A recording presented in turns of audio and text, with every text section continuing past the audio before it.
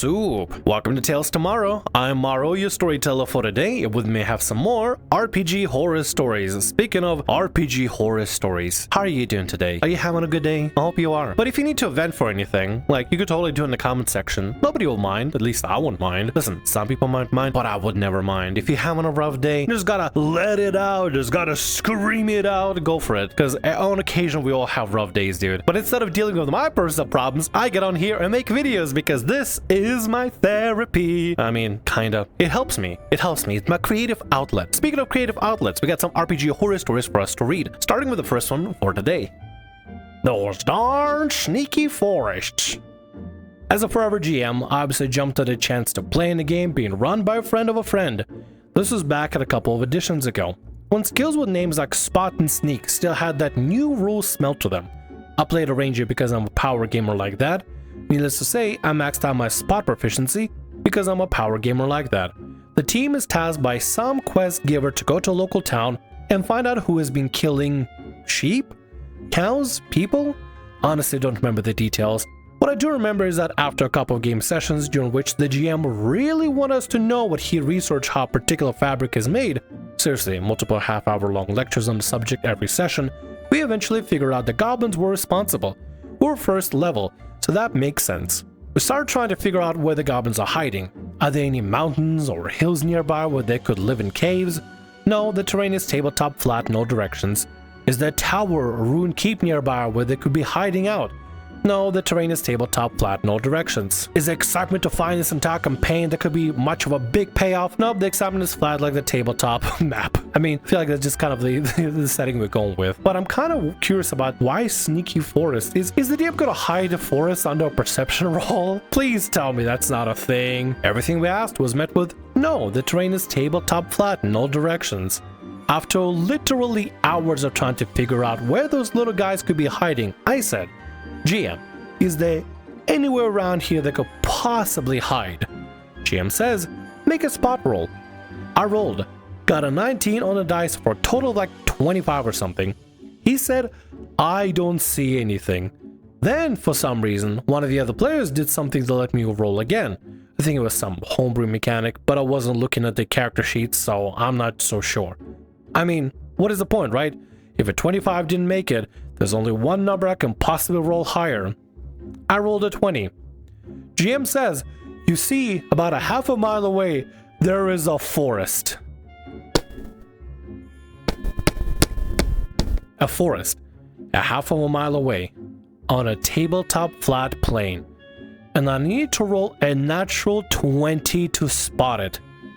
This isn't why I lived the campaign a few weeks later, but it certainly contributed. Maybe I'll tell that story some other time. I really hope you do, because I'm baffled to think that you need a 20 roll to see a forest. A forest on a flat tabletop-like map. Tabletop-like terrain, sorry, not map. A terrain. It's flat as a board. Flat as a, I don't know, as my tits, I guess. I don't know. You need the 20 to see a forest? The trees? In front of you? I mean, I get if you need to spot something specific in a forest, like out of the forest you see a specific thing, you know, a specific figure. You see a couple of goblin tracks from far away as a goblin around the tree into a like tiny little like burrow. That'd be one thing. But you need a 20 to spot a forest just by doing this? Need a roll for that? You know, people have made players roll for breathing, or to make sure that roll acrobatics so they don't step, you know, on each other's toes and stuff, or roll constitution to make sure they don't just vomit and breathe at the same time so they suffocate. Players have been made to roll some crazy things in RPG horror stories, so honestly I shouldn't be that surprised, but I'm still gonna be baffled. You need a 20 to spot a forest full of trees. First of all, why is your terrain just flat like a tabletop RPG terrain? Why is it just everything flat? Where are the hills? Where are the mountains? Where are the trees? Where are the villages? Why is everything flat for you? Where's your creativity? Why are things just not naturally just natural terrain, rolling hills and trees and farms and everything? An abandoned place here and there. A tower sticks out from the woods, up on a mountain. Why is your terrain so flat? Where's your creativity? Just because a tabletop RPG, like just because a tabletop maps, like I play Foundry, right? All my maps are flat, but I can still describe to the players the terrain they see. I can still create elevations, natural staircases, staircases, trees that block vision and stuff like that, I can still do that. And you as the DM could also do that without needing to just be like, everything is flat. If you don't roll a 20, you don't see the woods. What if the players didn't say anything? What would you have them do? What would you have your players do if they didn't roll a 20? Huh? Would you just have them sit around, do nothing? Just keep re-rolling the spot check until they eventually got a 20? It's like, oh my god, look at that, I finally got a 20. DM, can we please have some story, please? What was your option? What was your plan? I genuinely want to know. Because if your plan was nothing, I'm mad. I'm pissed at you. If your plan was something, hopefully it was something exciting than just rolling it till 20. Either way, honestly, if your DM is making you roll something as absurd as this to see trees, it's not worth playing this kind of game. Before I have an aneurysm, I need to move on to the next story. I'm done talking about this story. 24 trees, man. It's insanity. Ugh. The Saved Child Incident. I've played D&D for a good while now, from making homebrew for a campaign to playing one-shots, and out of my entire experience, I've not met a GM that allowed and made something that felt so uncomfortably targeted. The DM was a college classmate that decided to use a Discord call for the session because most of the players that wanted to join were from different countries, including his recent ex. Before session 0, the GM described the setting as follows. 7 years ago, they'd been transported to another world overnight. A goddess that went by the name of Ash told you that your goal was to kill other gods of this world to go back home. And instantly, I thought of a wild spacer blade singer for my character. By the time of session 0, the two most family-driven characters being mine and the GM's exes, the ex-played druid separated from the party, went to save a child who had gotten kidnapped to a goblin camp. While walking to the camp, the GM described a few things that tied directly to the druid's past campaign. I don't think of it much, and I've also done this a few times. I just thought the GM was including the character. A bit before we head off to the first mission, an old-timer wolf comes up to my character, and coincidentally the exact same wolf druid had a pet and was forced to sacrifice it in the other campaign. He had forgotten all about the druid. As we arrived, we very easily eliminated the first smaller goblins. As we got further through the camp, the rest of the party showed up. A few moments later, it was the party against 3 goblins. The druid was one to kill the last one, and we saved the child. After we saved the child, we found out she had the same name as the druid's adopted child in, once again, the other campaign. It was at this point the chaotic evil character decided to play their role. As I walked the child back, we came across a merchant, and the chaotic evil thought it would be a great idea to murder the merchant while standing right at the child in an attempt to traumatize her. The DM allowed it. I disagree with this, so I asked if I could use a minor illusion to create a barrier.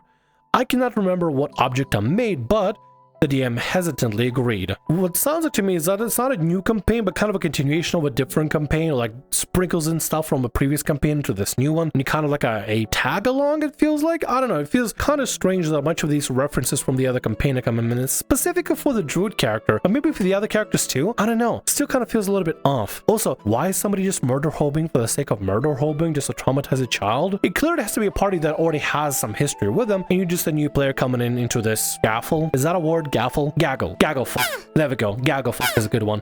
Anyway, at this point, the amount of stuff linked with the druid's past campaign, the ex was on the verge of crying, while the GM and chaotic evil were laughing, as if traumatizing the child was not enough. The chaotic evil decided to walk through the barrier and murder the child by stamping on her head. He described it as stamping with enough force to eventually kill her, but also enough to keep her alive and feel it. I was real uncomfortable at this point. It was obvious the player had issues, but like the merchant, the GM allowed it. And with my best roll with advantage being a 4, I failed to save the child. The chaotic evil decided to describe the state of the child, and the ex left the room while staying on call, and we could hear her bawling her eyes out after the GM described the child as actually being the druid's adopted daughter, and that is where the session 0 ended. The GM and chaotic evil continued to laugh after the session was called to an end. That was session 0 for you? Where they just traumatized the druid who was the ex of the DM? Is this like, is this revenge for breaking up or some shit? It has to be, right? It gotta be. The GM knew the druid was a character based off the ex's personal struggles and still allowed this to happen. It has been 4 months since this incident, and I refuse to go back to that campaign. I do not know if the ex is still in the campaign. I have no contact with her, But if she is, I wish her all the strength in the world. That is so fucked up. This probably was done as a revenge for breaking up. I don't know what happened to them. I don't know why they broke up. I don't know whether an ex or whatever. But for whatever reason, DM and this chaotic evil player decided, hey, let's go ahead and traumatize the player. Straight up mean. It's bullying. This kind of stuff is just not okay. It's not even like anything for the sake of fun of the game. It's just, hey, remember the child from the other campaign? Yeah, we're gonna go ahead and traumatize you now and make you feel upset and terrible and just go onto your whole, I guess maybe tics or whatever, since they have the whole like thing about against hurting children. I think most people feel bad whenever they have like a child hurt. Not many people feel, I don't know anybody in my circles that feels comfortable about a child being hurt. And even then, if it comes to like a story, like if it happens story-wise like in a D&D session, it's never like a glorified thing. It's always a tragic, sad thing. And people don't feel great about a child being hurt. In fact, my players go out of the way to completely protect people that are innocent, which is, I mean, they're crazy. They're insane. They're wild sometimes. They do some crazy stuff. But they're not monsters. And for this DM to just do this cruel thing to the druid like that is just so fucked up. The DM, the chaotic evil character, they're literally just laughing at the druid's misery. They're laughing at as the druid is just having a horrible time with this. They're laughing at the player crying over this. This is just not okay. I'm wishing the very best for the druid, the DM, and the chaotic evil player. Both of them suck so much ass. Not even good ass, swamp ass. Let's go ahead and get to the next story for today. I need something. I need a refresher. The Divination wizard who couldn't see their own demise. I've been a DM for years, mostly for private and online groups. But when my last group fell apart due to the dreaded scheduling conflict monster, I turned to running games at my local game store. Been doing this for about 2.5 years, and for the most part, it's been fine. A good mix of new players, casuals of those rare amazing players you wish you had at your home table. But as anyone who DM'd in public knows, you have to take the good with the bad. The Halfling Divination Wizard.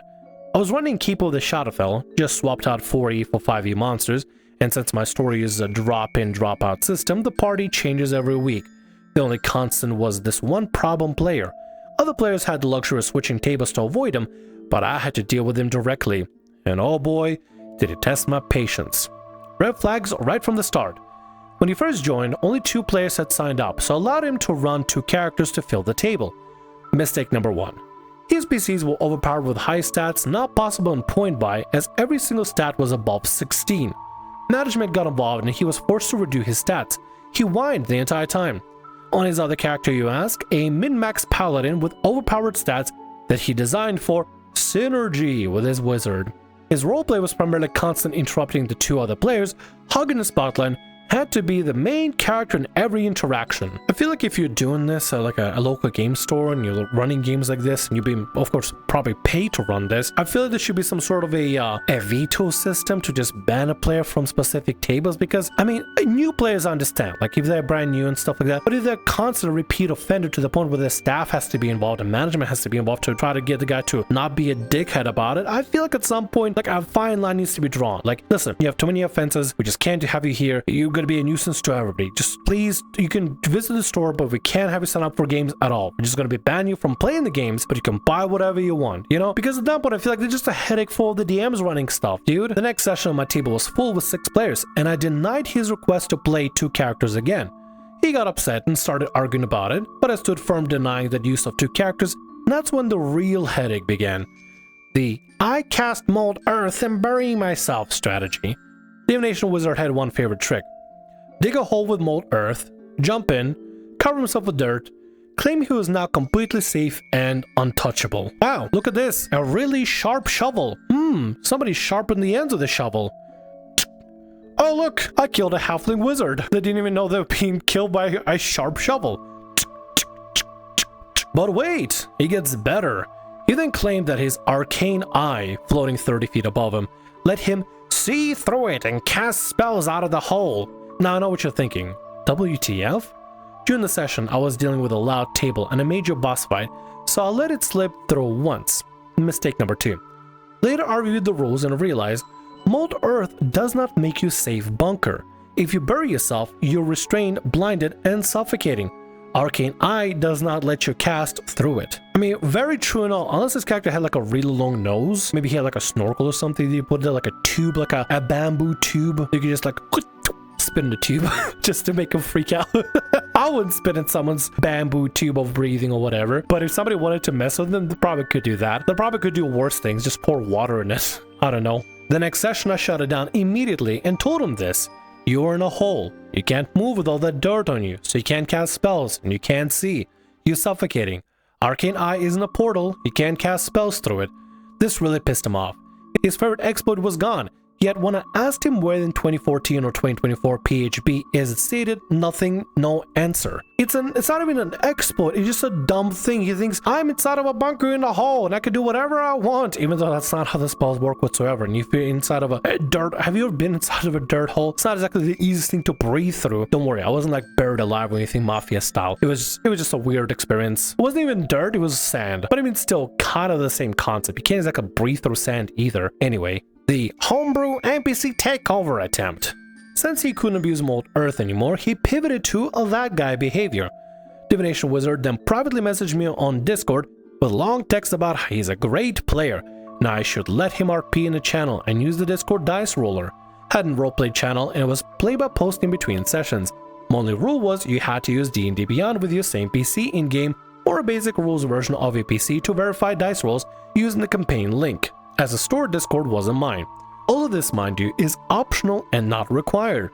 Still, he sent me screenshots of notebook paper, barely legible at that, of 6 different NPCs and a full-blown character arc that he demanded I use in my campaign. As expected, these NPCs were all overpowered with ridiculous stats, homebrew weapons, armor, abilities, and feats. I haven't even seen character that busted since 3.5. Of course, Divination Wizard even wrote out backstories that shoved his PC into center stage and wanted me to integrate them into the world, pretty much dropping the module making this about him, of course. I ignored it and never responded back. Good. That is the correct answer in this situation. Ignore him, don't respond back, don't entertain nonsense. This guy really wants to make some homebrew NPCs with overpowered stats as his little overpowered henchmen, so you can just pull him out of a hat and make the story all about himself. You're making a game that anybody can just drop in, drop out whenever, where backstories don't really matter. You just bring a character with some sort of motivation, some sort of a character, some sort of a build, and just play the game for one shot, and then go home and say goodbye. Thank you, DM. I'll see you another time. Maybe see you next week or something, and there we go. This guy is just, he wants to make everything about himself. Then he starts messaging other players mid-session on Discord, trying to coach them on what to do. Some players shut him down immediately, others outright ignore him. When that failed, he resorted to metagaming aloud, calling out monster AC, HP, and abilities. Strike 2. I was done at this point. The final warning meeting with management. Management got involved. We sat down and laid it all out. Stop metagaming, stop harassing players with Discord messages, to quit trying to force homebrew NPCs into the campaign, and to quit being disruptive. I told him I hate booting players, but my patience was running thin. Next session, a manager sat in to observe Divination Wizard was oddly quiet, clearly on his best behavior. But every time the manager stepped away, phone call or customer questions, he immediately started being disruptive again. The loaded dice and the final straw. The following week, he was absent for not paying. I gotta interrupt here briefly. This is a whole story arc. I appreciate the OP for separating this in like chapters and stuff, but oh my god, this is crazy. This is probably the craziest story I've heard of, like some crazy lunatic doing all this. It's been a while since I've had this good writing. I mean, yeah, some spelling here and there, but honestly, I am having such a good time right now. The following week, he was absent for not playing in time for the session, and the entire table had a great time without him. But good things don't last, as Divination Wizard had come back. This is where another player caught him using loaded dice. I'd wondered why he had such good luck and high rolls. Well, it turns out he had 2 d20s, where the first d20 had 2 20s, and the other d20 had 2 2s, meaning he could never roll a critical fail, and always control his important rolls. Of course, Divination Wizard denied using them in-game, but multiple players confirmed he did. That was it. He was gone. I had the okay to give him the boot. Epilogue. DMing in a public store. I know what you're thinking, why didn't you boot him sooner?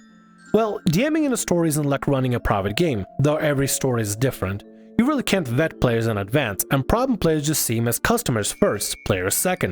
You have to give them multiple chances before booting them unless it's something really bad outright. But not every store is like this, and every table is different, and at the end of the day, problem players like this only last as long as the DM allows them to. I made mistakes, I admit that, and I should have seen it sooner, but hindsight is always 20/20. But you know, at the end of the day, you did get rid of the player, and even through this player, through this annoying player just giving you so much grief, you still try your very best to give everybody else a positive experience, and I appreciate you for that. For real. Like, people that run these kind of games at like a public game store and just allow people to join in as a drop in, drop out, they put in a lot of work for strangers, complete strangers that just want to try out, play the hobby and get in on it, you know? It helps to promote this store, makes people want to be part of it all and everything, just become, you know, long-term customers. I get the whole gist of it. It's a great selling point and everything on occasions. And while, yes, every store is going to handle things differently, I'm glad that you're able to still muster through it and got management involved to try to get the guy removed. Honestly, having the guy be watched like by some sort of babysitter from management, how are you not embarrassed by that? You have another grown man watching you basically play the game to make sure you're playing the game fairly and not being a disruption at the table. How embarrassing is that? Another grown person has to watch you like a babysitter to see if you're going to be acting a fool. That must be so embarrassing. How is that not embarrassing for the guy? Seriously, I'm glad he got out, and honestly, kudos on you for doing your very best. You did. I don't know if you did great or bad. Comments, you let me know. Did the DM do good or not? I feel like they did great. I feel like they did the best they could in the current situation they had. And with that, that's going to be all our stories for today. I want to thank you very much for watching, and thanks so much for being here. If you like what I do, consider subscribing to the channel and leaving a like. Also, if the RPG Horror Stories ever goes down, or if you want to submit your own personalized horror story, email is down in the description below. I'll see you again in more Tales Tomorrow. Bye-bye.